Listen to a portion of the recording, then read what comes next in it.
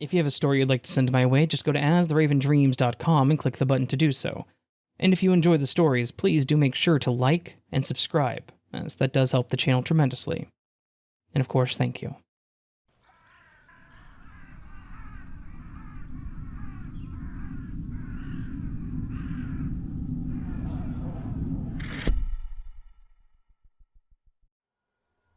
I have always been a fan of the open road. Give me a full tank of gas, a playlist on Spotify of some of my favorite tracks, and a destination that gets me as far away from the world I know as possible, and I'm a happy camper. Well, not a camper. I don't like camping. I very much prefer hotels, but that's not really here nor there. So, when I got a chance to drive across the country for a temporary job relocation, I jumped at it. It wasn't a permanent move. It was going to be for a couple of months, most likely, and then things would shift to me moving back to the home office. I was pretty psyched to be living in a new state, even if it was only for a little while. The whole trip there was pretty smooth, for the most part. That is, until I was about halfway through the Midwest and stopped at a random highway rest stop to take a break. It was a pretty basic rest stop. Nothing too crazy about it. It had a quaint little convenience store on one half, and then a restroom that was only accessible from the outside of the stop. The store was pretty basic. Like a convenience store kind of place, just chips, soda, maybe a questionable hot dog if you're feeling particularly brave, which I wasn't. I went into the store first, thinking I would grab my stuff and then head over to the restrooms. I got my snacks, my energy drink, and chatted briefly with the two employees behind the counter about the area and where I was headed. They seemed friendly enough. Just your average folks working the late shift at a highway rest stop. After that, I headed over to the restroom. As mentioned, it was detached from the store. It was the same building, but the door to the convenience store was on the far left, and the restrooms were accessible on the far right. The restroom part was a bit unsettling at first glance.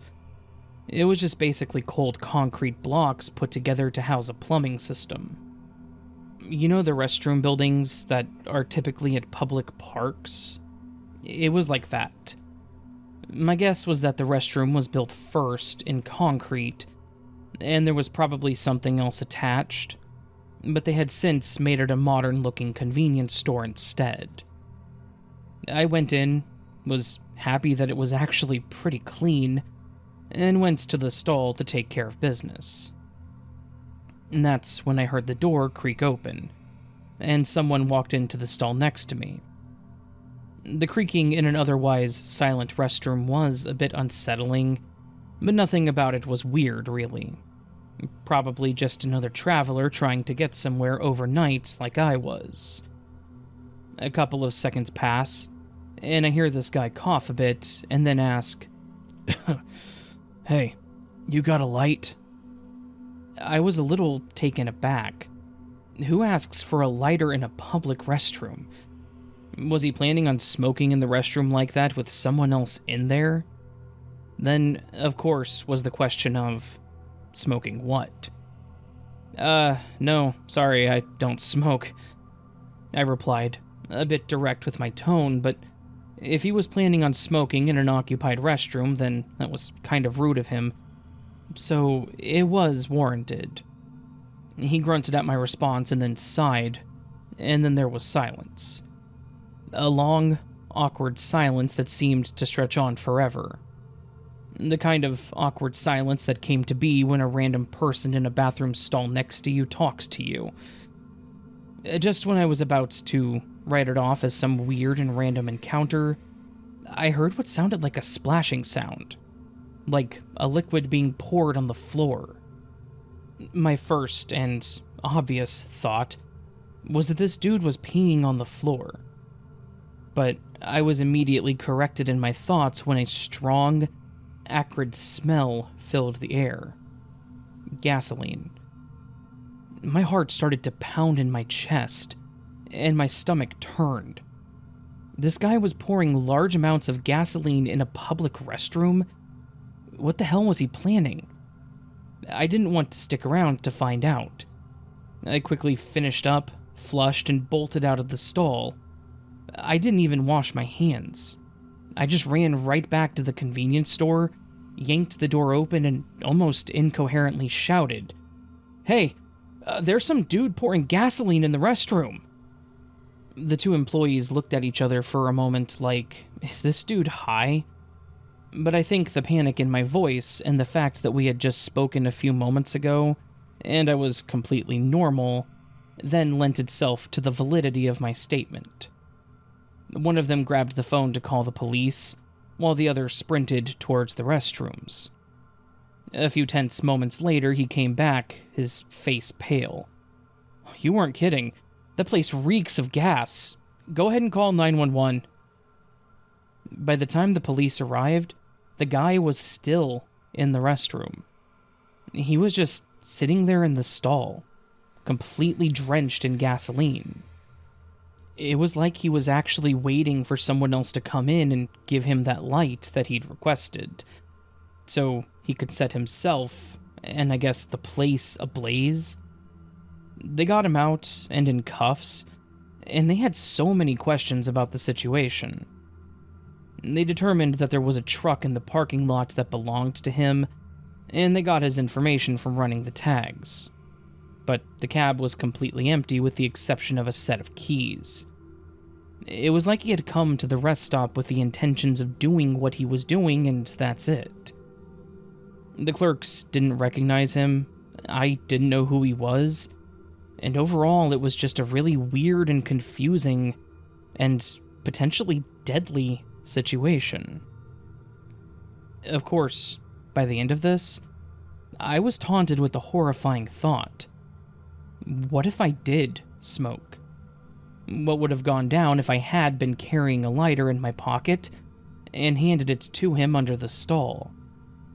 Would he have gone through with lighting himself on fire while I was still locked in my little stall next to him? Would I have just been collateral damage for him? I don't know, and I don't like to think about the fact that this was a lucky brush with potential death for me. Thankfully, after the cops left and everything was done, I was able to get back on the road. I felt bad for the employees. They were probably near the end of their shift, and they were then thrown into a deep cleaning situation where they now had to remove the stench of gasoline from the men's restroom. I hope that that guy did get some help, because he needed it. And I hope that those clerks never had to deal with anything like that again. Because, honestly, that was one of the scariest moments of my life.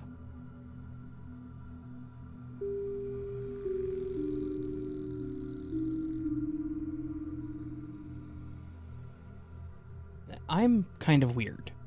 I've always enjoyed road trips, but I've never been one that liked driving long distances. It's like the open road does call to me, but when I get out on the open road, that call changes from the road to the next rest stop, so that I can get some coffee and go to the toilet. I'm the kind of person that has to stop twice every couple of hours, because my bladder is about the size of a golf ball, I swear. Because of this, when I take my road trips, I either stay at a hotel, or, if I'm feeling bold, I will sleep in the parking lot of a highway rest stop that has full access restrooms, or possibly a 24-hour gas station. If there is a station, I always clear it with the employees. They're typically fine with it so long as I don't park in the front, which I never do. I also drive a large SUV, so while the gas mileage sucks when I'm out and about, it's decent when I'm at speed on the highway. And it's spacious enough that I can just put the back seats down and have a makeshift bed. I've got this system down to a science, too. A cozy sleeping bag, a stash of snacks, and my phone on super battery saver mode overnight. What more could a gal need when she's on the road? Well, I guess a co-pilot could be helpful, but nah, I'm a solo rider. On this particular road trip, I was only headed a few hundred miles to one of my high school girlfriend's houses. She was getting married in a month, and I wanted to come down and stay with her for a few days so we could party before she tied the knot. Which was literally just going to be us going to a Boys to Men concert. We weren't going to go crazy. We just wanted to relive our high school years for a night, and then I'd be staying at her place for the rest of the time. I decided that I wanted to drive the whole way instead of fly, because I wanted some time to myself. And, as it always happens, I was on the road at about 9:30 at night, and I started to get that slight pattern of yawn, shake my head, only to yawn again. I was watching the highway marker signs and looking for one that mentioned a rest stop. And a few minutes later, there was one that was indicated as being off the next exit. I pulled over onto the exit ramp, drove down the road to the rest stop.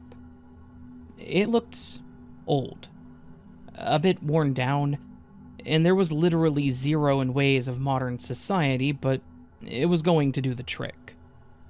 I parked a couple of spots away from the restrooms, went ahead and did what I needed to do, and then set up the back seat to be my camp for the night. There were a handful of lights on in the parking lot, and the ones on the building itself seemed pretty bright, so I wasn't too terribly concerned. Plus, again, I drive a large SUV. Most people don't see my tank and think it's being driven by a smaller woman. When I got settled in, I took a moment to look out the windows and get a feel for the area. Admittedly, it did look a little sketchy. There were a lot of woods, and it was just a vast, empty parking lot. Well, as vast as a lot of a rest stop typically is. It was actually a slight bit chilling knowing that I was the only person here, and that I was going to be sleeping in the middle of nowhere. The only human on this large plot of land. It's hard to explain, but it's just a bit of a weird feeling, I guess. I shrugged it off. I figured that it was what it was, taped up my curtains, and put my head down for the night. Just as I was drifting off, I heard it. Footsteps. Slow, deliberate footsteps crunching on gravel outside of my car. I froze and my eyes snapped open. I slowly leaned up and lifted the curtain slightly to look out, but I couldn't see anything. No movement, no people. Just the oppressive darkness and the flickering lights in the lot. I told myself that it was nothing. Probably just an animal or something, or maybe another traveler that had gone to the restroom, and I just didn't see their car right away. I tried to convince myself of that, but honestly, something felt off. You know that feeling you get like your body is reacting to stimuli that you can't see, and you start to get that cold anxiety? Yeah, that was me at that moment, lying there in a sleeping bag trying to shake the unease that was crawling over me. I tried to close my eyes for a couple of seconds until I heard the steps again. Then I felt this strong need to get out and see if I was just going crazy, or if there was something out there. The not knowing was eating me up inside, so I unzipped my bag, grabbed my pepper spray, and slowly opened my back door. When I stepped out, I noticed that there was another car in the lot parked under one of the lights way off, and that there was a third car that was running and was slowly exiting the lot.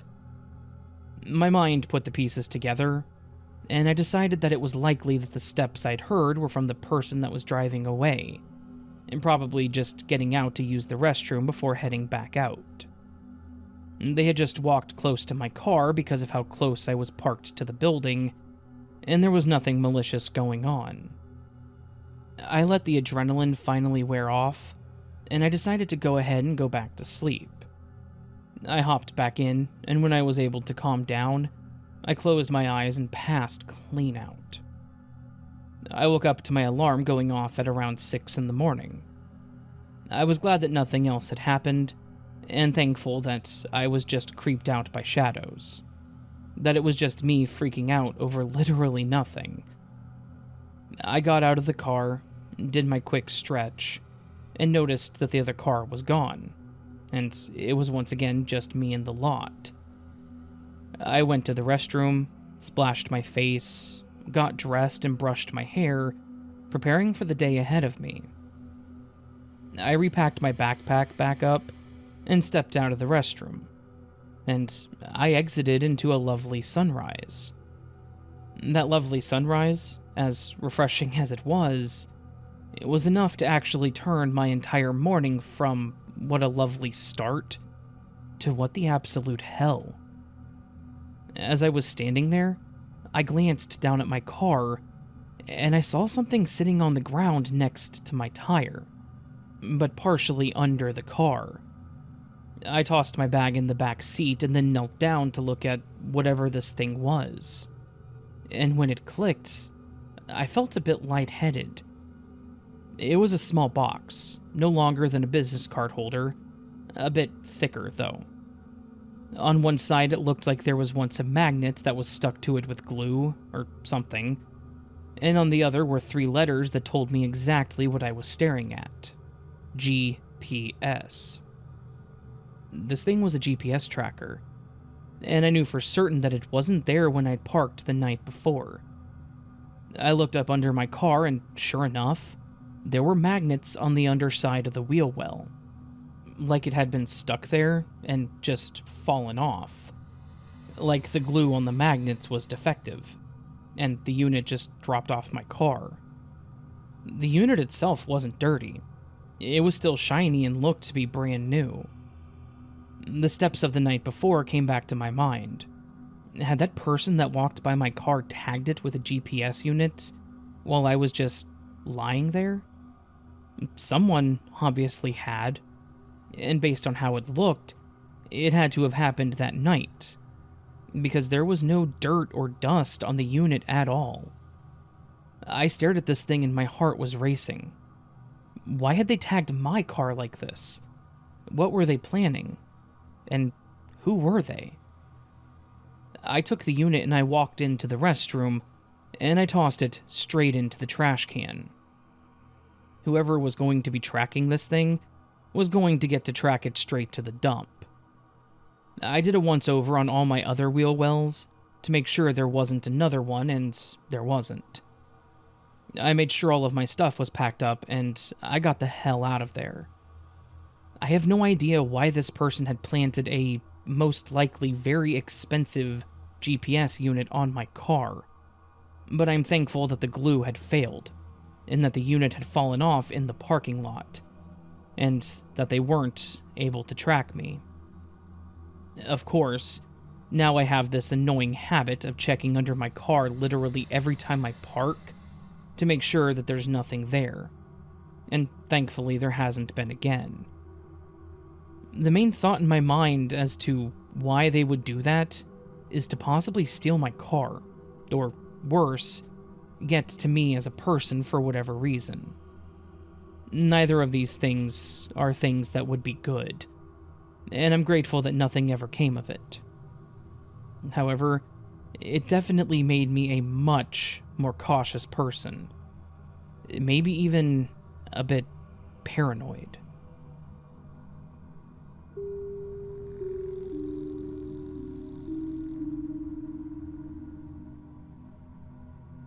My buddy Jake and I have always been the adventurous types.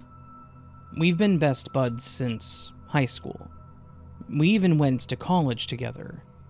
Our freshman year of college, we made a pact that while we attended college, in the spring between semesters, we would go on a road trip to a place that we had never been. Basically, we planned to go on 4 road trips together, and that way we would have memories together, and if life ended up pushing us in different directions, we would never forget the time we spent. Obviously, we treated each other more like brothers than just friends. Our last year of college, we decided that we would go towards the southwest, and had planned a destination that would be about as far as we could go without being gone too long. We had a pretty simple plan. Drive during the day, find a cool spot to camp at night. We had a tent, but we just kind of figured that we would end up sleeping in the car for convenience. There was a lot of driving where pretty much nothing had happened. We got some really great pictures, went to a few landmarks and all that. We got to Arizona, which was the end of our route. And after a long drive through, we decided that we would find as secluded a spot as we could in the desert. It was the last night out on the roads, so we just wanted to enjoy the spring night out in the middle of nowhere. We found a good spot, one that was wide open and the stars were visible in every direction. We parked the car, reclined the seats, and we started to drift off. After a little bit, the overwhelming silence was broken by what sounded like hushed voices, someone speaking in low tones, and the unmistakable sound of footsteps on the hard ground.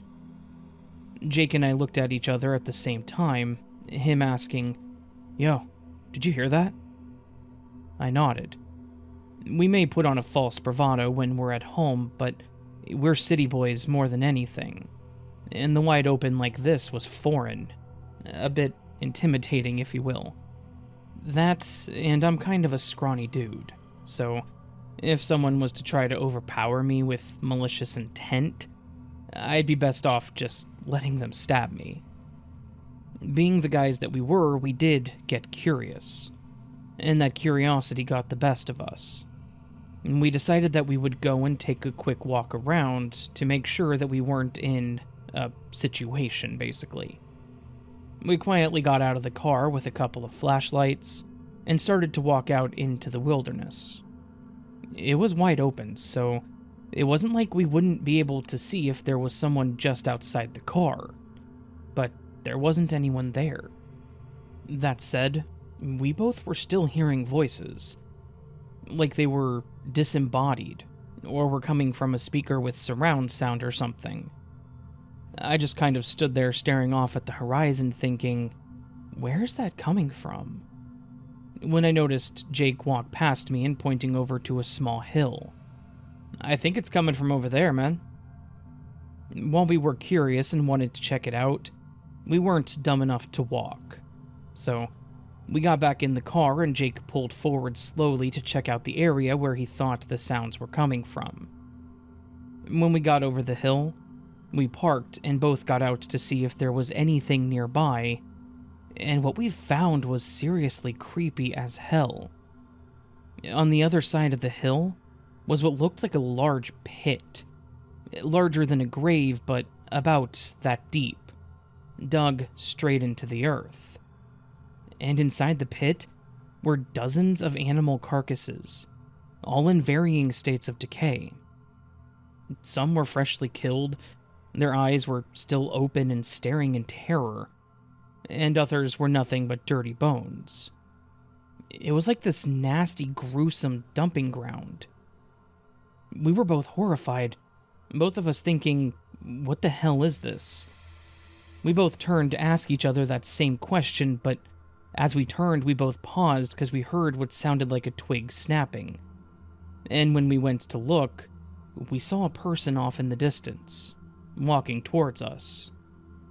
They weren't saying anything, they weren't hesitating, and they didn't look to be armed. But they were just a large and foreboding presence in the night walking straight toward us with a fairly intimidating gait. We jumped back in the car and we took off. As Jake was driving off, I kept my eyes in the rear view mirror and watched this person slowly walk towards the pit. Then they just stood over it as they watched us drive away. We didn't stick around to find out what this all was about. We drove non-stop to the next town over, where we went to talk to the cops. The officer that was on duty looked incredibly disinterested in what we were saying, but said that he would look into it. Something about how he said it made it seem like he genuinely didn't believe us. We left the station with our minds racing, trying to figure out what the hell we'd stumbled upon. To the best of my knowledge, it isn't a common thing for landowners to have mass graves for animals like that. And I'm pretty sure it's illegal to just kill random animals for the sake of killing them and dumping them. Part of me assumed that the person walking up towards us was the person that was managing the pit. But who knows what he would have done to us if we tried to talk to him. Maybe we would have ended up in the pit with the other animals.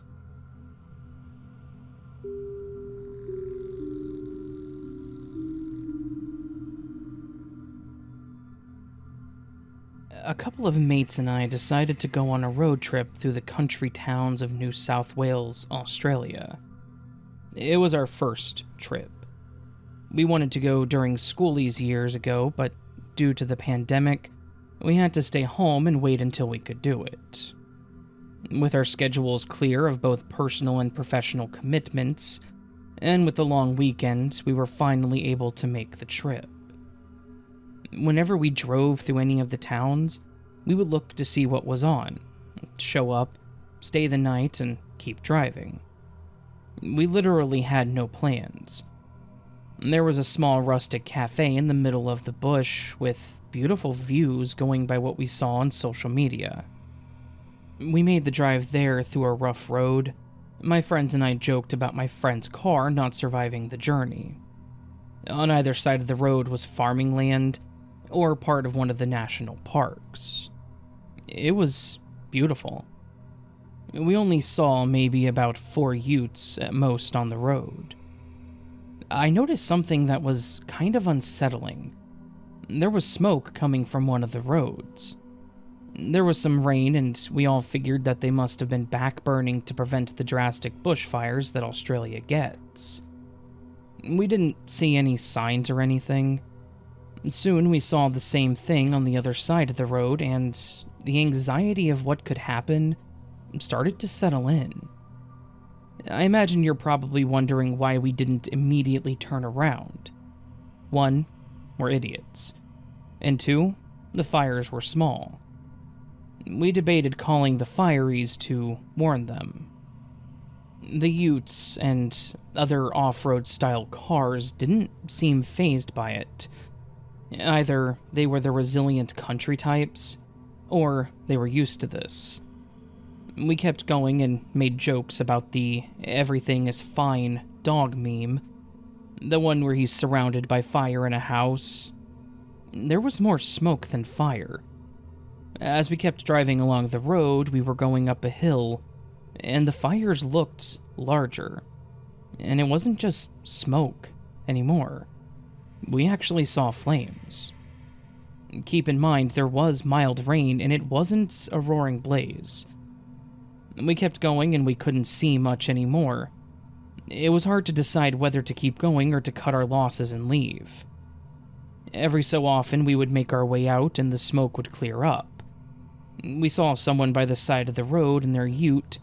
My friend got out and asked what had happened. We found out that yes, they were back burning to prepare for the fire season. My friend asked if we were safe to drive through, and he said yes, but to do so cautiously. We definitely felt like city boys at this point. Unfortunately, the back burning got out of control, and the morning rain had long stopped. Driving through the road with fires on both sides is something I never want to do again. The scariest part was when a burning tree fell on the road, and we had to swerve in order to avoid hitting it. Since it was one of those small country roads, it didn't leave much room on the other side, and fortunately there were no cars going the other direction. This was the closest we had come to any of the fires, and it was scary how quickly it had spread. The fire brigade had to be called, and we were relieved when we saw the flashing lights and heard the sirens. We made our way out. The locals seemed mildly annoyed by it getting out of control, and the guy at the hotel said it wasn't that bad. Our story could have been a lot worse. and reading back through it, it doesn't sound as terrifying as some of the other stories. But I do have an increased respect for the fireys, and I suppose it was better to burn like this than waiting until summer and it being so much worse.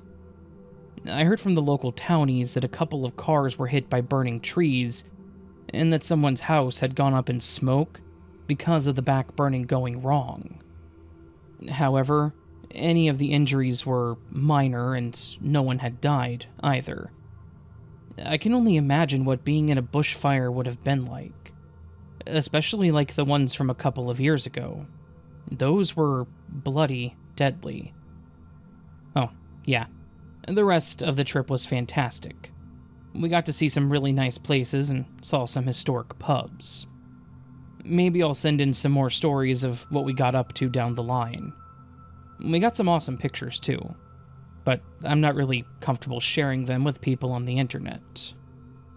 You have an awesome channel, Raven, and if you're ever down under, let me know, and we'll share a VB and have a yarn.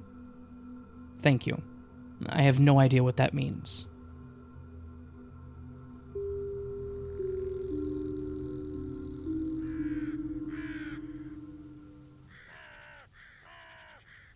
So this, my friends, was a collection of some scary road trip stories.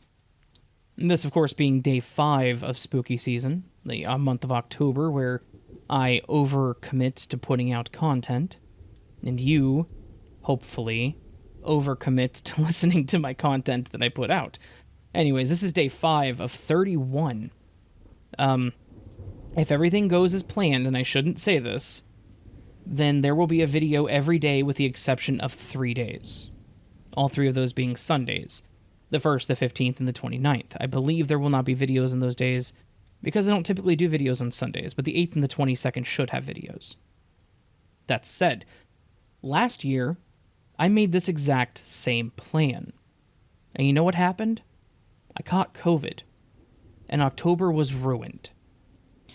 This year, I don't plan on catching COVID again. I plan on not doing that. I desperately plan on not doing that, because no. Hopefully we get through all this and everything goes smoothly. Anyways. Knock on wood, I suppose, right? Anyways, hopefully you all enjoyed these stories. If you did, please do hit that thumbs up button. If you're new to the channel and liked what you heard, consider subscribing, as that would be tremendously helpful. You can also go down below the video and leave me a comment with your thoughts, which story you thought was the scariest, which one you thought was the least scary, which one you liked, which ones you didn't like, or if you ever had an experience on a road trip or at a rest stop, let me know. If you want me to narrate it for the channel, you should go to astheravendreams.com and click the button to submit it to me, because that way I have it saved. You can also do the thing, Patreon, or memberships. We get early access to content like this and other stuff depending on what you sign up for and how you sign up. There's also the super thanks, which is just a thanks to the channel, a little bit of extra support. Can't do anything special for it, unfortunately, but it is genuinely appreciated. Yeah. All that said, friends, I hope you're having a beautiful day. I hope you remember you are loved, you are valid, you are important, you're the best you that you can be. Do not forget it, and don't let anyone tell you otherwise. And of course, until I see you again, much love, and sleep well.